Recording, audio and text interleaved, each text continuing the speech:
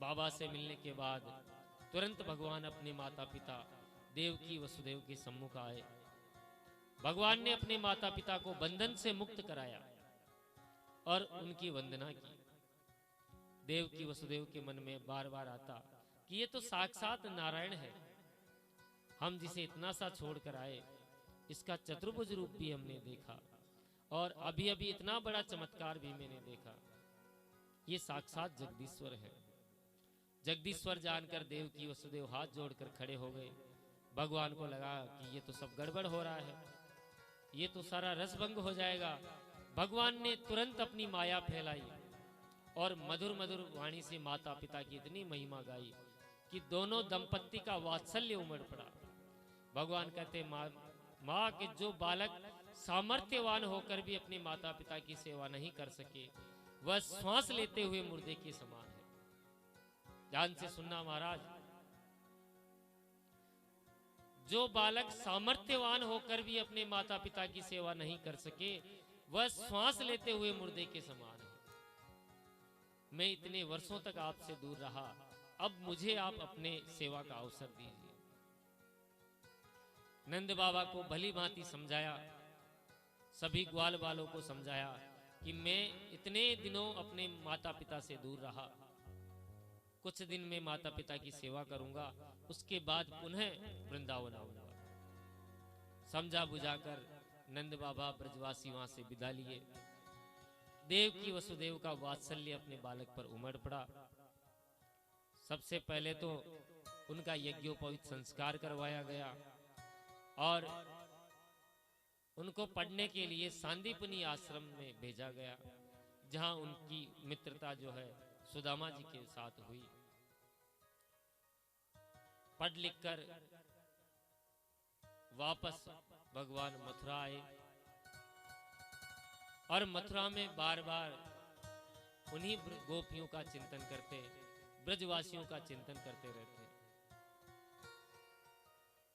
मथुरा में उद्धव जी ने जब ये सब दृश्य देखा, उद्धव जी महान विद्वान थे, वो देवताओं के गुरु बृहस्पति जी के परम प्रिय कृपा पात्र शिष्य थे। सब ज्ञान था उद्धव जी को कि ये जो श्री कृष्ण ही और कोई नहीं, वह परमेश्वर ही लीला अवतार लेकर यहाँ धराधाम पर पधारे। जब उस सानंद परमात्मा को इस तरह चिंताग्रस्त देखते उद्धव जी, एक दिन उद्धव जी से रहा नहीं गया और उन्होंने पूछ बैठे कि प्रभु, जिनके स्मरण करने से जीव के हृदय में आनंद का पारावार नहीं रहता, आप किस चिंता में ग्रस्त हैं? भगवान समझ गए कि उद्धव में ज्ञान तो बहुत है पर प्रेम की कमी है, तो इसी प्रेम का पाठ कैसे पढ़ाया जाए। और यहाँ मथुरा जी में मेरा कोई मित्र भी नहीं है, ये ज्ञानी है, योग्य है, पर जब तक इसमें प्रेम का आकर्षण नहीं होगा तब तक ये मेरे अंतरंग विचारों को कैसे जानेगा। इसलिए भगवान ने कहा, मित्र, मैं निरंतर उन वृंदावन वासियों का स्मरण करता रहता हूँ, मेरे बिना उनकी क्या हालत, वो हमेशा मेरे बारे में ही चिंतन करते रहते हैं। तुम एक काम करो, वृंदावन जाओ, उन गोपियों को, नंद बाबा को, वृंदावन वासियों को मेरे परमेश्वर होने का ज्ञान प्रदान करो। क्या तुम कर पाओगे? उद्धव जी तुरंत खड़े हुए और जो ही जाने लगे अपना पीतांबर उद्धव जी के कांधे पर रख दिया। उद्धव ने कहा, इसकी क्या आवश्यकता है? भगवान बोले, यदि इसे तुम डाले रखोगे तो तुम्हें अपना परिचय देने की आवश्यकता नहीं रहेगी। ब्रजवासी समझ जाएंगे कि तुम मेरे परम सखा हो। महाराज, उद्धव जी वहां से रवाना हुए और नंद बाबा के आंगन में अपने रथ को सायंकाल के समय रोका। जो ही रथ रुका, दूर से थोड़ा बहुत गोधूली का समय था तो केवल पीतांबर दिखा नंद बाबा को। दौड़कर हृदय लगा लिया कि मानो मेरा कृष्ण वापस आ गया है, कंठ से लगाया। रोने लगे नंद बाबा। और जब कुछ शुद्ध रही तो ध्यान में आया कि ये हमारा कृष्ण नहीं, कृष्ण का भेजा हुआ ही कोई दूत है। उद्धव जी को अंदर लेके गए। सबसे पहले उद्धव जी को भोजन पवाया। भोजन पवा के नंद बाबा ने पूछा कि मथुरापुरी में देवकी और वसुदेव की क्या हाल है। देखो, सबसे पहले ये प्रश्न नहीं पूछा कि मेरे कृष्ण की क्या हाल है, क्योंकि अगर प्रथम प्रश्न ये कर देते तो हो सकता है नंद बाबा का कंठ अवरुद्ध हो जाता। कृष्ण की बातें सुनकर वो और कुछ पूछने के लायक ही न रहते। पूछे, जब मथुरापुरी की सारी कुशलक्षेम पूछी तो प्रश्न किया कि हमारा कृष्ण मथुरा में आनंद से तो है। मथुरा में अब उसे वो दौड़ भाग जो वृंदारण्य में आनंद में आती थी, गायों के पीछे दौड़ता भागता था, वह तो उससे मिलता नहीं है। क्या उसे इस वृंदावन की याद नहीं आती? अरे अब तो वो राजाधिराजाओं की तरह महलों में खूब ठाट बाट से रहता होगा। क्या उसे अपनी माँ जसोदा की भी याद नहीं आई? कभी उसे गोवर्धन गिरिराज की सुध नहीं आई? कभी यमुना का पुलिन उसे अपनी ओर आकृष्ट नहीं किया? अरे जब वह वृंदावन आएगा हमें तो भी तो उसके दर्शन मिलेंगे। हम उसकी मंद मंद मुस्कान देखने को आतुर हैं। उद्धव, एक बार तो जो यहाँ वृंदावन में सारे ब्रजवासी भयंकर दावाग्नि में ज्वालाओं से घिर गए, पर जैसे ही हमने ज्वालाओं से त्राही माम गोविंद को पुकारा तो उद्धव मेरे कृष्ण कन्हैया ने सारी अग्नि का पान करके हम ब्रजवासियों की रक्षा करी, सब ब्रजवासियों को बचा लिया। लाला की चर्चा सुनने मात्र से मैया जसोदा का वात्सल्य उमड़ पड़ता है। आंखों से प्रेमाश्रु और स्तनों से दुग्ध की धारा बहने लग जाती है। दोनों की इस वात्सल्य भरी मुद्रा देखकर उद्धव जी जैसे ज्ञानी का भी ज्ञान बहने लगता है। उद्धव जी समझ नहीं पा रहे कि मैं अपने ज्ञान का उपदेश कहां से प्रारंभ करूं, क्या कहूं, क्योंकि मैं जानता हूं कि ये जितने भी शास्त्र हैं, जितने भी प्रवचन हैं, उनका सबका एक ही उद्देश्य है कि गोविंद में मन लगे। परंतु ये जो दोनों दंपत्ति ये तो भगवान के प्रेम में ही डूबे हुए हैं। अब इन्हें मैं कौन सा उपदेश दूं? यदि मैं ये कहूं कि नहीं अपने कृष्ण को भूल जाओ तो ये तो विपरीत उपदेश होगा। सारी दुनिया परमात्मा में मन लगाने का उपदेश देती है, तो मैं तो इनका मन तो वैसे ही परमात्मा में उस गोविंद में रचा बसा है। अब उससे मैं मन हटा भी नहीं सकता और हटाना उचित भी नहीं है। तो अब कौन सा उपदेश दिया जाए? उद्धव जी को प्रशंसा करने के अतिरिक्त कोई उपदेश समझ में नहीं आ रहा। तो उद्धव जी ने प्रशंसाओं की झड़ी लगा दी। धन्य है आप दोनों, आपका मानव जीवन सार्थक हो गया। अखिल जगत के नियामक श्रीमन नारायण में जो आपकी इतनी श्रद्धा है, इतनी रति है, ऐसी रति मति गति सब गोविंद के ऊपर ही न्योछावर है। बाबा, आपको पता है श्री कृष्ण कौन है? अरे बाबा, एक बार जो श्री कृष्ण का ध्यान कर ले और कहीं अंतकाल में उसका नाम का स्मरण ले ले तो संसार में दोबारा उसको आना नहीं पड़ता। वह पर ब्रह्म ही श्री कृष्ण है। जिन्होंने आपको लौटने का वचन दिया है तो वह अवश्य आएंगे।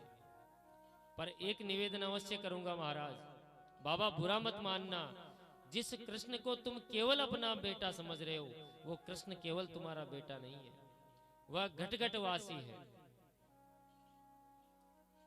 सूक्ष्म से सूक्ष्म और विराट से विराट सब में वही समाया हुआ है। कुम्हार जैसे मिट्टी में बहुत सारे बर्तन बनाता है, उसी मिट्टी से दीपक, उसी मिट्टी से मटका, उसी मिट्टी से सराही। तत्व वह मिट्टी ही है पर आकृति अलग अलग बना देता है। बाबा, उसी प्रकार नाम पृथक पृथक है, तत्वतः श्री कृष्ण ही सब में समाया है। नंद बाबा बोले भैया तेरा उपदेश मेरी समझ में नहीं आ रहा। तू कह रहा है कि उद्धव कि कृष्ण मेरा साक्षात ब्रह्म है, परिपूर्ण परमात्मा है। तो मैं तो एक छोटी सी बात बताता हूं तुझे। किसी का पुत्र पागल भी हो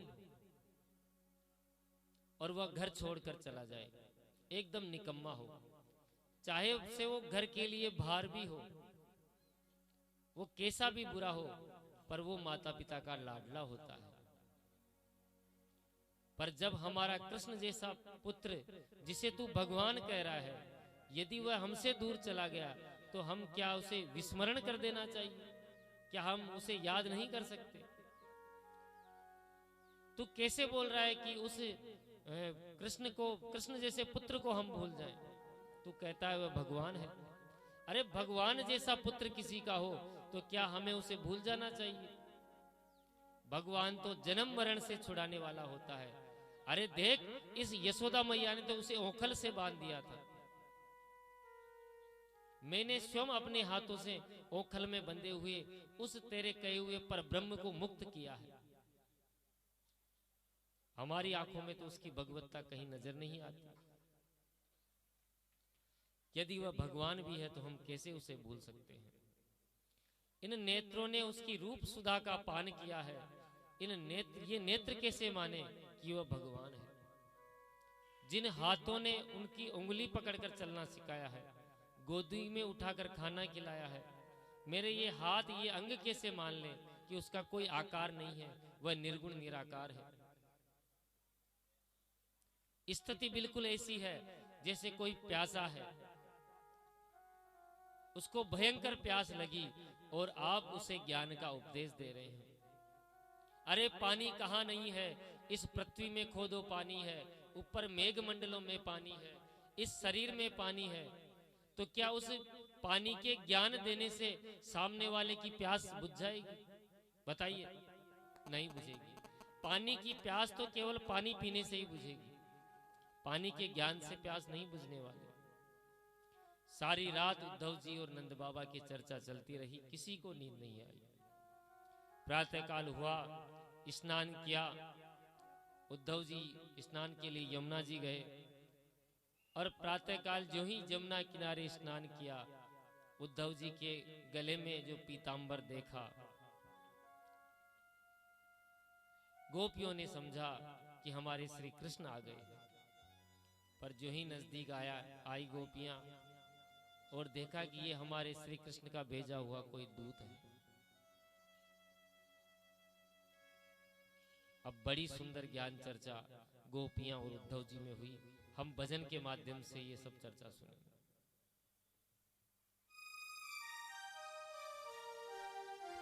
बोलिए कृष्ण कन्हैया लाल की जय। ये तो प्रेम की बात है उधो, बंदगी तेरे बस की नहीं है। ये तो प्रेम की बात है उधो, बंदगी तेरे बस की नहीं है। यहाँ सरद की होते हैं सौदे, ओ यहाँ सरद की होते हैं सौदे। आसे के इतने सस्ते नहीं है, ये तो प्रेम की बात है वो दो।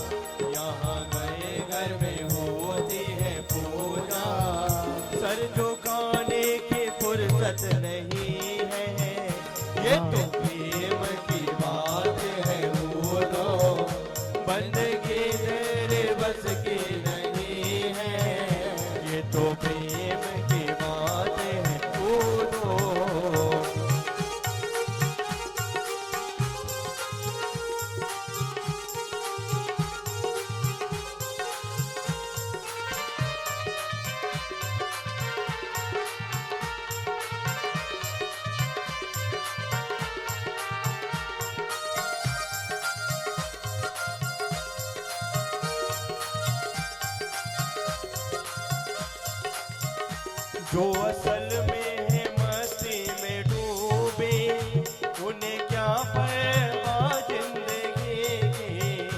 जो असल में है मस्ती में डूबे, उन्हें क्या परवाह जिंदगी की।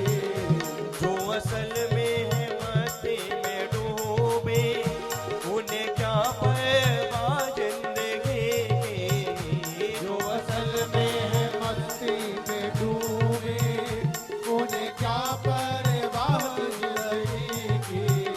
जो उतरती है चढ़ती है मस्ती, जो उतरती है चढ़ती है मस्ती, वो हकीकत में मस्ती नहीं है। जो उतरती है चढ़ती है मस्ती, वो हकीकत में मस्ती नहीं है। वो ये तो प्रेम की बात है, वो दो बंदगी तेरे बस की नहीं है। ये तो प्रेम की बात है वो दो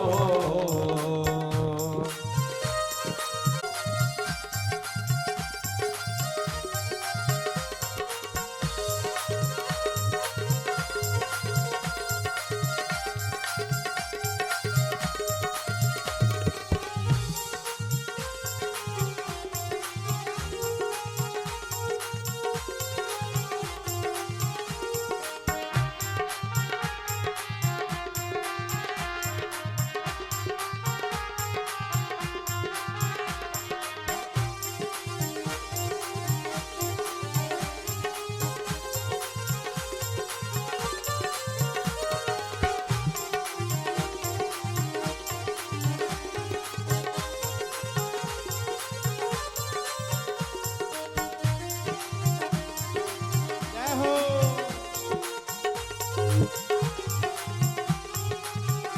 जिनकी नजरों में है शाम प्यारे, वो तो रहते हैं जग से निराले। जिनकी नजरों में है शाम प्यारे, वो तो रहते हैं जग से निराले।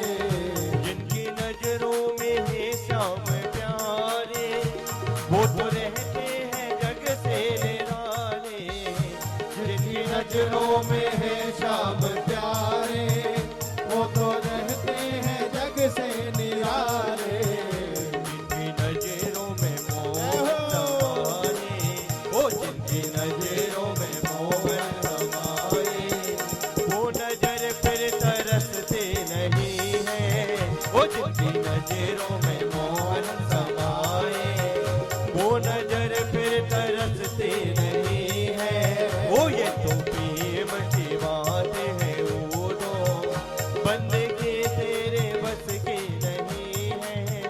ये तो प्रेम की बात है वो, बंदगी तेरे बस की नहीं है। यहाँ सर्द के होते हैं सौदे, आशिकी इतने सस्ते नहीं है। यहाँ सर्द के होते हैं सौदे, आशिकी इतनी सस्ती नहीं है। बोलिए कृष्ण कन्हैया लाल की। जय हो। बोले वृंदावन बिहारी लाल की जय हो।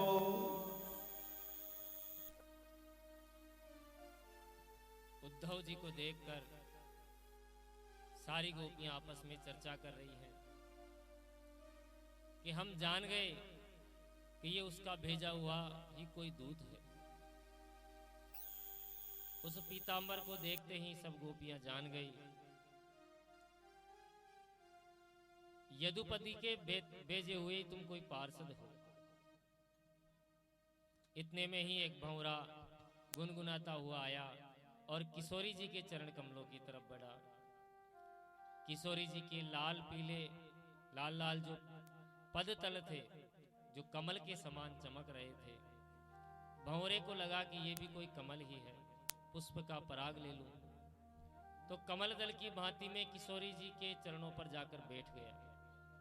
गोपियों को लगा कि ये भी हमारे प्यारे का भेजा हुआ ही कोई दूत है। तो भंवरे से ही वो गोपी बातें करने लगी। इसका नाम है भ्रमर गीत।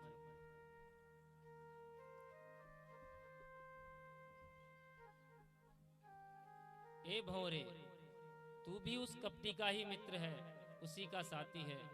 तेरे लक्षण भी ऐसे लग रहे जैसे उस कपटी के हैं। मानो भंवरे से पूछा कि क्या लक्षण है मेरे। गोपियां बोली कि मथुरा की जो सुंदरियां हैं उनमें हमारे गोविंद का मन लग गया है, और जो उन सुंदरियों के गले में माला है उनका पराग तेरी इन मूंछों के लग गया है, और ऐसा पराग मूंछों पर लगाकर तू हमें चिढ़ाने आया है। तेरा मतवालापन दूर से ही समझ में आ रहा है। वह गोपियां उस भंवरे से ही बातें किए जा रही है। भंवरा गुनगुनाया और दूसरी गोपी बोली, देख, एक तरफ कपटी कह रही है और दूसरी ओर उसी की चर्चा कर रही है।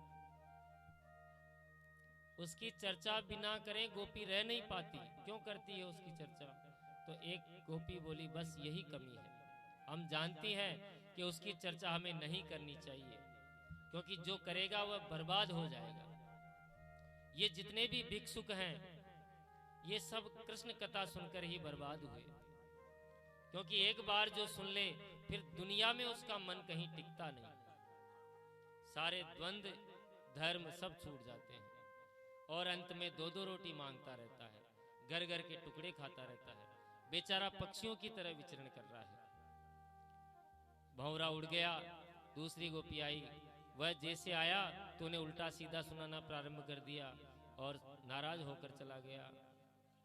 अब गोपियां विकल हो गई, पुनः पुकारने लगे, अरे भंवरे वापस आ जा, हम कान पकड़कर माफी मांगती हैं।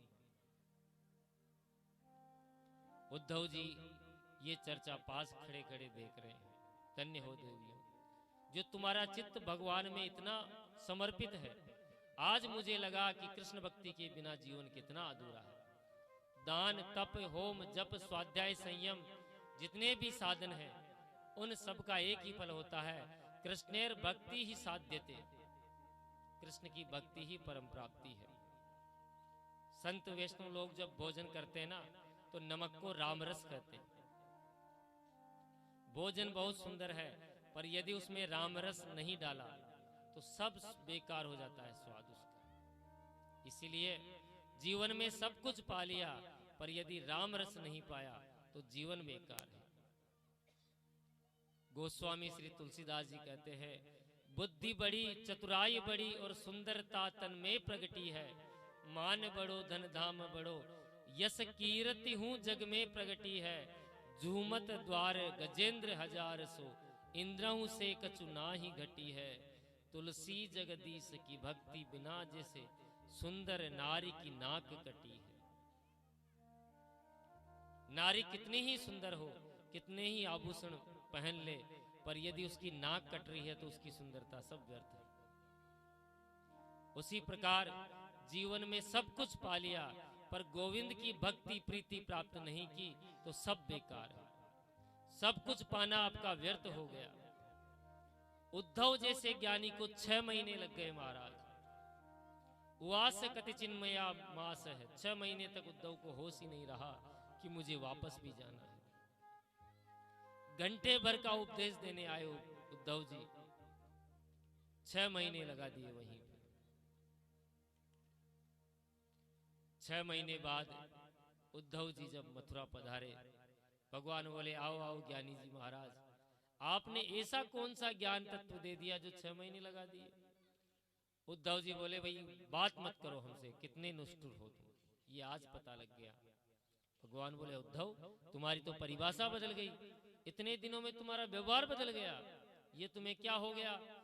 प्रभु ने दौड़कर हाथ पकड़ा, मित्र इतने दिनों के बाद आए हो फिर भी सीधे मुंह बात नहीं करते।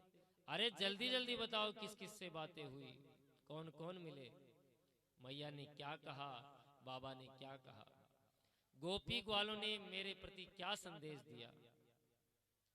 और उद्धव जी जिनके भी बारे में कुछ कहना चाहते हैं उनको याद करते ही उद्धव जी का गला रुंध जाता है, नेत्र बरसने लगते हैं, कुछ बोल ही नहीं पाते।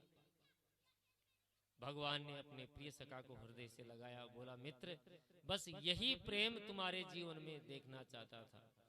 अब केवल मैं अकेला नहीं, तुम भी मेरे साथ प्रेमी बन गए, इसलिए मैंने तुम्हें उस प्रेम नगरी में भेजा था। अब तुम मेरे भक्तों का दर्शन करो।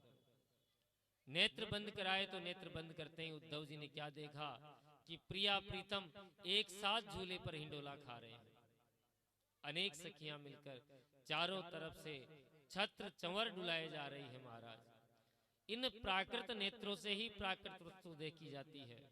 वृंदावन भी दिव्य है, अदृश्यम चर्म चक्षुषा, जो इन चर्म चक्षुषों से दिखाई नहीं देता।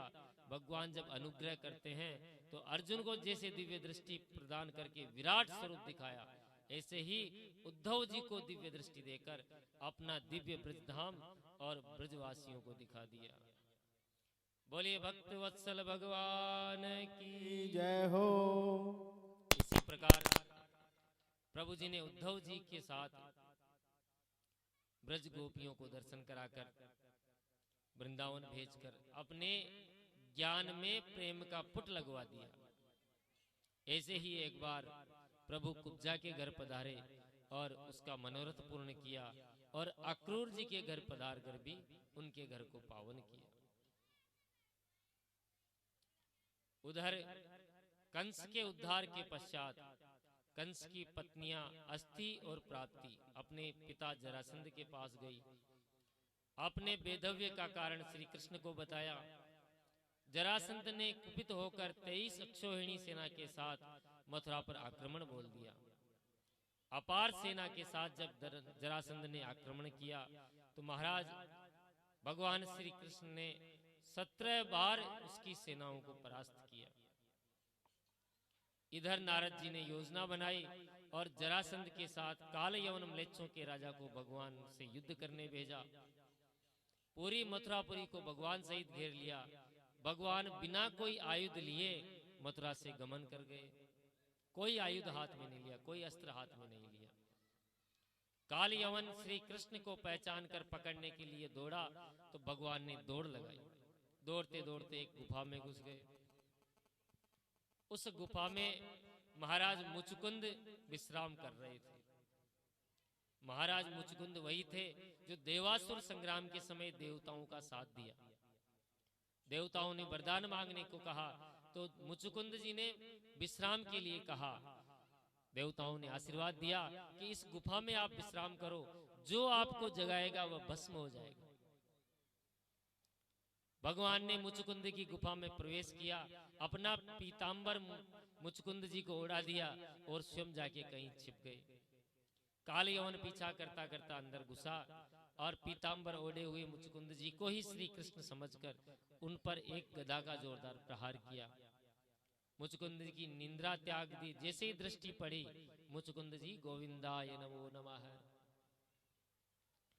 काल यवन भस्म हो गया। शुक्राचार्य जी कहते हैं परीक्षित देवासुर संग्राम में ही ये मुचुकुंद जी को आशीर्वाद मिला था।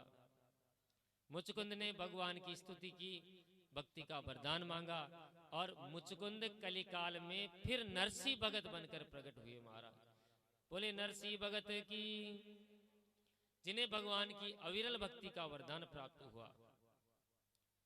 नरसिंह भक्त भगवान के अद्भुत भक्त थे, जिनके लिए भगवान ने सांवलिया सेठ बनकर आए।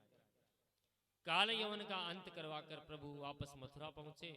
उधर दाऊजी महाराज ने अपने हल मूसल से उन सभी म्लेच्छों का संहार किया जो काल यवन के साथ आए थे। जो ही विश्राम किया जरासंध ने वापस 18वां आक्रमण कर दिया। तो भगवान बोले दाऊजी अब तो लड़ते लड़ते हम भी थक गए। ये जरासंध युद्ध करते करते नहीं थका। जरासंध 17 बार हारा बेटा है, फिर भी 18वें बार आक्रमण कर दिया। हम भागेंगे दाऊजी अब यहां से।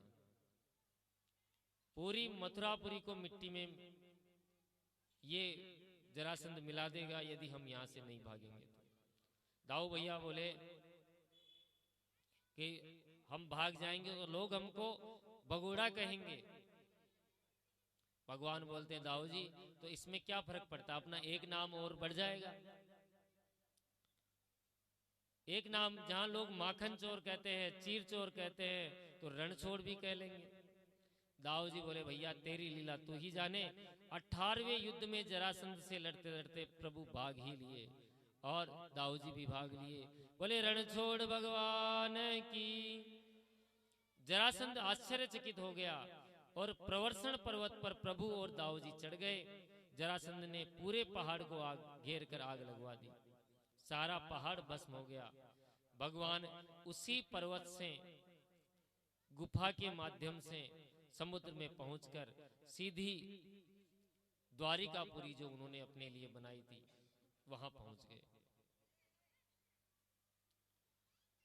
जरासंध ने पूरे पहाड़ को भस्म करवा दिया। उसे पक्का विश्वास हो गया कि भैया सहित श्री कृष्ण और बलराम दोनों भस्म हो गए हैं।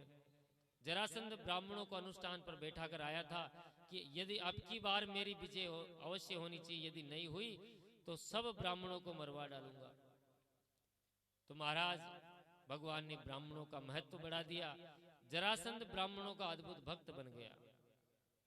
11 वर्ष की अवस्था में वृंदावन छोड़कर प्रभु मथुरा जी पधारे थे और 14 वर्ष की अवस्था में भगवान ने मथुरा में रहकर असुरों का संहार किया। आज 25 वर्ष की अवस्था में प्रभु द्वारिकाधीश बने।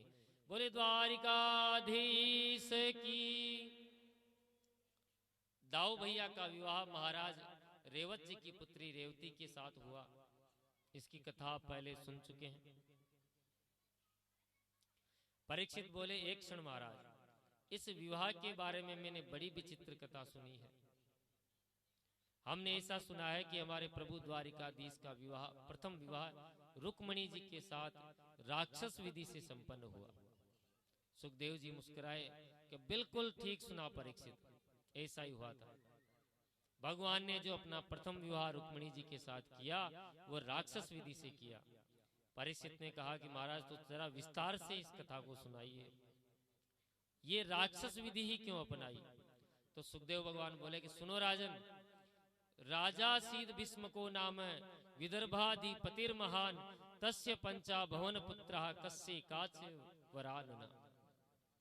विदर्भ देश के राजा भीष्मक की एक बेटी थी रुक्मिणी, और भीष्मक जी के 5 बेटा थे, रुक्मी, रुक्मरथ, रुक्मबाहु और रुक्मकेशी। 5 भाइयों की इकलौती बहन रुक्मिणी थी। नारद जी और अन्य महात्माओं के द्वारा श्री भगवान श्री कृष्ण का इतना बखान सुना, रुक्मिणी ने इतना बखान सुना कि मन ही मन श्री कृष्ण को, द्वारिकाधीश को अपना पति मान बैठी। भीष्मक जी ने भी इतना बखान सुनकर उन्होंने भी श्री कृष्ण को ही अपनी कन्या के लिए चुना। 5 पुत्रों को बुलाया और मंत्रणा ली कि मेरे मन में एक विचार है, यदि पुत्री का विवाह द्वारिकाधीश के साथ कर दिया जाए तो कैसा रहेगा? तो उनका सबसे बड़ा बेटा रुक्मी बिगड़ गया कि पिताजी उस रणछोड़ के भरोसे, उस भगोड़े के साथ मैं अपनी बहन का विवाह कदापि नहीं होने दूंगा। अच्छा, तो मैं अपनी बहन के लिए स्वयं रिश्ता ढूंढ के ले आऊंगा। अब भीष्मक जी बूढ़े हो चुके थे तो उन्होंने ज्यादा कोई ना नुकुर भी नहीं की कि ठीक है बेटा, तेरी जैसी इच्छा हो वैसा करना।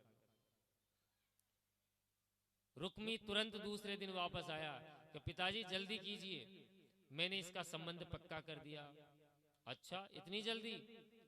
कहाँ पक्का किया? रुक्मी बोला पिताजी मेरा निर्णय कोई ऐसा वैसा निर्णय नहीं है, सिंधु नरेश दमघोष पुत्र शिशुपाल के साथ इसका विवाह मैंने पक्का कर दिया और मैंने उसे ठीक तरह से समझा दिया है। परसों ही वह बारात लेकर यहाँ आ रहा है। भीष्मक बोले बेटा इतनी जल्दी? तो पिताजी मैंने सब व्यवस्था कर दी है, आप निश्चिंत रहिए। पर रुक्मिणी के कान में जब ये समाचार मिला महाराज परेशान बढ़ गई, चिंतित हो गई। हे भगवान, मेरे मन में तो कोई और बेटा है और ये मैं क्या सुन रही हूं? रोने लगी। भाभी के सामने जब रोती रही तो भाभी ने समझाया कि ऐसे रोने से काम नहीं चलेगा। एक तुरंत एक पत्र लिखना चाहिए। तो भाभी की सलाह पर रुक्मिणी ने अपने आंचल पर बड़ा सुंदर सा पत्र लिखा, बड़ा सुंदर भाव भर पत्र 7 श्लोकों में लिखा और एक ब्राह्मण को बुलाकर प्रणाम करके कहा, महाराज ये पत्र नहीं मेरे प्राण समझिए, शीघ्रातिशीघ्र आप मेरे प्राणनाथ प्रभु को द्वारिका में जाकर ये पत्र प्रदान करें। पंडित जी पत्र लेकर तुरंत वेग से द्वारिकापुरी की ओर प्रस्थान करे। द्वारिका में पहुंचे, दरबार में जैसे ही ब्राह्मण को आया हुआ देखा, भगवान खड़े हो गए और स्वागत किया। आइए आइए पंडित जी महाराज, आपका स्वागत है। बड़े आदर के साथ पुनः अंतःपुर में ले गए। स्नान आदि से नहला धुलाकर उस ब्राह्मण को निवृत्त किया और सुंदर भोजन पवाया। भोजन स्नान से निवृत्त होकर ब्राह्मण देवता विश्राम करने लगे और हमारे ठाकुर जी उनके चरण दबाने लगे। चरण दबाते हुए बोले, पंडित जी अब बतलाइए आपका आगमन कैसा हुआ। ब्राह्मण जब भी मिलते तो भगवान सबसे पहले यही प्रश्न करते कि तुम्हारा धर्म कर्म तो ठीक चल रहा है, तुम्हारे धर्माचरण में कोई विघ्न बाधा तो नहीं आ रही। और ब्राह्मणों का कुशल क्षेम यही होता है कि ब्राह्मण के कर्तव्य में कोई बाधा नहीं आए। और सबसे बड़ी पीड़ा ब्राह्मणों की यही होती है। भगवान कहते हैं कि जो ब्राह्मण संतुष्ट रहता है मैं उसे सर्वस्व समर्पित कर देता हूं। बहुत बड़ी बात भगवान ने कही।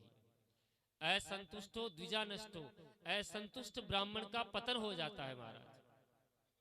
जैसे बड़े से बड़ा भयंकर लंकेश्वर असंतुष्ट रहा, उसका भी पतन हो गया। ब्राह्मण को पूछा, महाराज आपके आगमन का कारण बताइए। ब्राह्मण बोला, महाराज मैं ये पत्र लेकर आया हूं, ये आपका पत्र है, आप इसे स्वीकार करें। द्वारकाधीश बोले कि ब्राह्मण आप पंडित जी महाराज इस पत्र को आप ही पढ़कर सुनाइए। पंडित जी बोले कि ये पत्र आपका निजी पत्र है, गोपनीय है, इसे मैं नहीं पढ़ सकता। द्वारकाधीश कहते हैं कि ब्राह्मण आज तक कोई भी रहस्य मैंने ब्राह्मणों से नहीं छुपाया।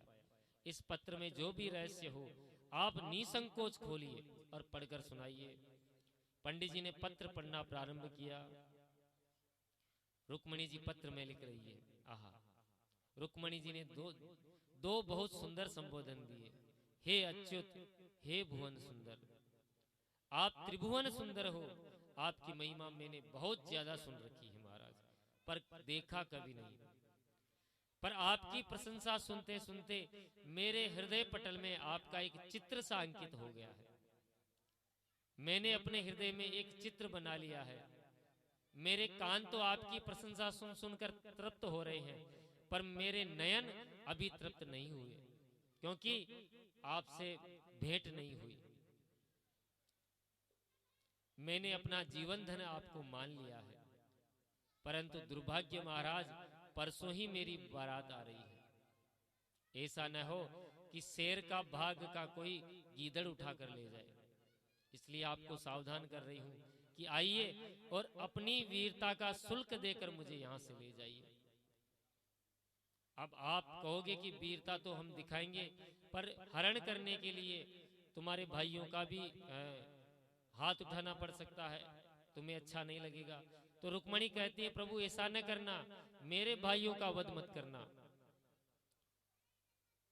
मेरे भाइयों का वध करके फिर भी आप मुझे लेने आए, ये नहीं करना है। इसका एक उपाय है, अपनी कुल परंपरा के हिसाब से मैं गौरी पूजन करने आऊंगी, अकेली होंगी, मेरे साथ कोई सैनिक भी नहीं होगा।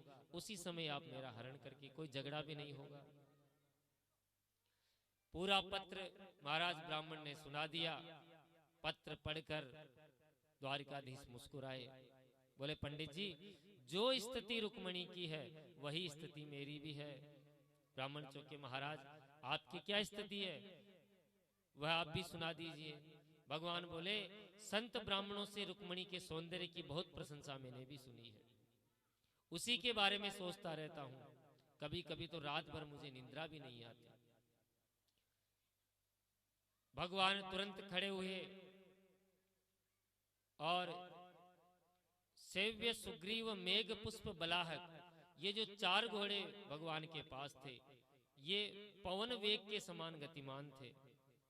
उन अश्वों का रथ जोतकर ब्राह्मण को अपने ही रथ में बिठाकर महाराज द्वारिका से निकल पड़े। गोविंद का रथ जो ही दौड़ा, दाऊ जी ने देख लिया, अब रात का समय है। आवाज लगाई, ए द्वारिकाधीश, कहां जा रहा है इतनी रात्रि को? पर आवाज लगाते लगाते तो भगवान का रथ ओझली हो गया। सेवक को बुलाया, पूछा कि महाराज, एक पंडित जी आए थे कुंडनपुर से, पत्र लेकर आए थे। पंडित जी को अंतःपुर में ले गए और पता नहीं क्या बात करी, तो पंडित जी को साथ लेकर प्रस्थान कर गए। अब कुंडनपुर से पत्र आया था। दाऊ जी समझ गए कि कुंडनपुर में विवाह हो रहा है। न्योता आया नहीं, पंडित जी पत्र लेकर आए हैं, दाल में जरूर कुछ काला है। कन्हैया अकेले चले गए बिना शस्त्र अस्त्र के। तो दाऊ जी ने तुरंत अपनी सेना को तैयार किया और सबको कह दिया, चलो बारात तैयार कर लो, क्योंकि कुंडनपुर में तो विवाह हो रहा है। और अब कन्हैया गए हैं तो जरूर कुछ न कुछ गड़बड़ करेंगे। तो दाऊ भैया बोले, जरूर पक्की बात है, आगे का कार्यक्रम मेरी समझ में आ गया, क्योंकि परसों रुक्मणी का स्वयंवर हो रहा है। शादी का कोई कार्ड आता तो सबको दिखाया जाता, पत्र गुप्त आया है। सब सैनिकों को बराती बनाया महाराज, और खुद हल मूसल कंधे पर लाद कर तैयार हो गए। दाऊ जी का प्रभु के प्रति प्रेम पूरा वात्सल्यपूर्ण है कि मेरा छोटा भाई है, अकेला कहीं समस्या में नहीं फंस जाए। तो पूरी नारायणी सेना को तैयार करके दाऊ जी हल मूसल संभालते हुए चल दिए। सवेरा होते होते प्रभु का रथ कुंडनपुर की सीमा में पहुंच गया। जो ही रथ पहुंचा, पंडित जी को बोल दिया, पंडित जी आप रुक्मणी जी के यहाँ जाइए और सारा समाचार उन्हें सुनाइए। पंडित जी उधर रुक्मणी जी चिंतित अवस्था में बैठी थी कि पता नहीं पंडित जी पहुंचेंगे कि नहीं पहुंचेंगे, मेरा पत्र दिखाया होगा या नहीं दिखाया होगा। तभी पंडित जी उन्हें आते हुए दिखाई दिए। देखो कि कोई किसी की चाल से हम समझ जाते हैं कि काम बना है या बिगड़ा है। तो पंडित जी अपनी छड़ी लहराते हुए मस्त चाल से आ रहे थे। रुक्मणी जी को पता लग गया कि जरूर काम बन गया। आते ही रुक्मणी जी ने प्रणाम किया और पूरा समाचार पूछा कि द्वारकाधीश ने क्या कहा। पंडित जी बोले कि हम जिनके यहाँ पत्र लेकर गए थे उनको ही साथ लवा लाए और मंदिर में आपकी प्रतीक्षा कर रहे हैं महाराज। अब रुक्मणी जी के आनंद का पारावार नहीं रहा। उधर बारात भी आ गई, शिशुपाल बारात भी लेकर आ गया, जरासंध भी बारात में साथ में आया। अब 3 दिन में रिश्ता तय हुआ है, कोई सगाई लगन वगैरह कुछ हुआ नहीं। बारात नगर के द्वार पर आ गई। तो लगन सगाई का दस्तूर करने के लिए भीष्मक जी ने कुछ फल और वस्त्र वगैरह लिए और अपने सैनिकों के साथ में सगाई करने शिशुपाल की चल पड़े। जो ही जा रहे थे तो दूतों के द्वारा पता पड़ा कि द्वारिकाधीश भी हमारे नगर में पधारे हैं। जो नगर की सीमा में देवी जी का मंदिर है वहां वो बैठे हैं। भीष्मक जी श्री कृष्ण के भक्त थे, अनन्य भक्त। तो सारथी से कहा कि पहले रथ को वहां ले चलो, हम श्री कृष्ण का दर्शन करेंगे। जो ही अपने रथ को श्री कृष्ण के पास लेकर गए, जो साथ में सेवक थे जिनके हाथ में पंचमेवा, मिष्ठान, मिठाई, फल, वस्त्र इत्यादि थे, उन सब ने ये सोचा, क्योंकि सुंदर तो इतने लग ही रहे थे कि यही हमारे दूल्हा सरकार है। तो महाराज सभी फल, पत्र, पुष्प भगवान के चरणों में अर्पण कर दिया। भीष्मक जी ने देखा ये तो गड़बड़ हो गई, हम आए तो ठाकुर जी के दर्शन करने थे, इन्होंने इसको जो है दूल्हा सरकार समझ लिया। पर कोई बात नहीं, हुआ सो हुआ। अब भगवान से प्रार्थना की, भगवान हमारे साथ नगर को चलो। ठाकुर जी ने भी दुराग्रह नहीं किया और भीष्मक जी के साथ ही रथ में बैठ गए। तो महाराज रथ में भीष्मक जी हैं और साथ में कृष्ण कन्हैया लाल हैं। जो उनकी सवारी नगर में निकलने लगी, नगरवासियों ने देखा, आहा, धन्य है रुक्मणी का भाग्य जो इतना सुंदर पति मिला है। आपस में चर्चा करने लगे नगरवासी। अब भीष्मक जी को लगा ये तो बहुत गड़बड़ हो गई, दुल्हा कोई और है और नगरवासी इनको ही रुक्मणी का पति समझ रहे हैं।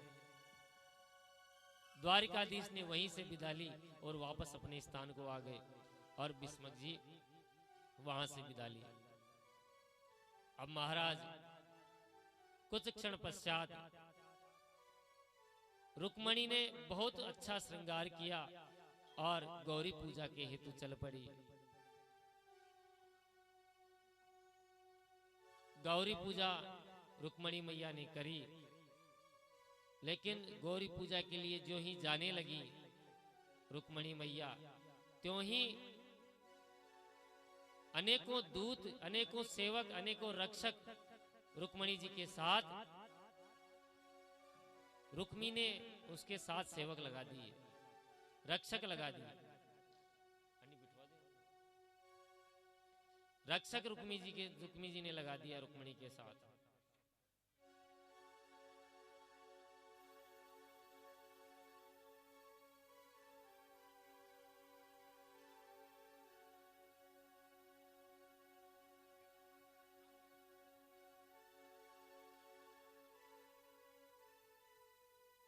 रुक्मणी मैया ने बड़ी सुंदर प्रार्थना गौरी पूजा करी और मांगी, नमस्ते त्वाम्बिके भीक्ष्णम स्वसंतान युताम शिवाम भूयात पतिर्मे भगवान कृष्णस तदनुमोदना। हे मातेश्वरी, द्वारकाधीश कृष्ण ही मुझे पति रूप में प्राप्त हो, ऐसा आशीर्वाद मुझे दीजिए। देवी मैया प्रसन्न हो गई और रुक्मणी को आशीर्वाद दिया। मनु जाहि राचहु मिलहि शोभरु सहज सुंदर सावरो करुणा निधान सुजान सिर स्नेह जानत रावरो। मैया का आशीर्वाद पाकर रुक्मणी जी भगवान की सांवली सलोनी सूरत हृदय में विराजमान की और बाहर निकली। जो ही मंदिर के बाहर निकली तो विशाल सैन्य समुदाय सामने खड़ा महाराज। अब रुक्मणी जी घबरा गई कि मैंने तो भगवान से कहा था कि वहां कोई नहीं होगा और यहां तो विशाल सेना है, यहां इतनी बड़ी सेना नजर आ रही है, अब क्या होगा? इस विशाल सेना में मेरे द्वारिकाधीश कहाँ होंगे? वह सैनिक रुक्मणी जी को टुकुर टुकुर देखते जा रहे हैं। उन्हीं सैनिकों में के बीच में से भगवान द्वारिकाधीश जो है निकल कर आ रहे हैं। रुक्मणी जी अत्यंत मंथर गति से, धीमे धीमे गति से बढ़ती जा रही हैं और चंपल नयनों से द्वारिकाधीश को देखती जा रही हैं। आहा, सैनिक देखते हैं, देखो कितनी गजब की चाल है। कोई कहता, देखो कितने विशाल इनके बाल हैं, कैसे लहरा रहे हैं। सब सैनिक रुक्मणी जी के सौंदर्य का वर्णन किए जा रहे हैं। भगवान सावधान है ले जाने के लिए 100 सैनिकों के बगल में आकर खड़े हो गए। सैनिकों की दृष्टि रुक्मणी जी पर और रुक्मणी जी की दृष्टि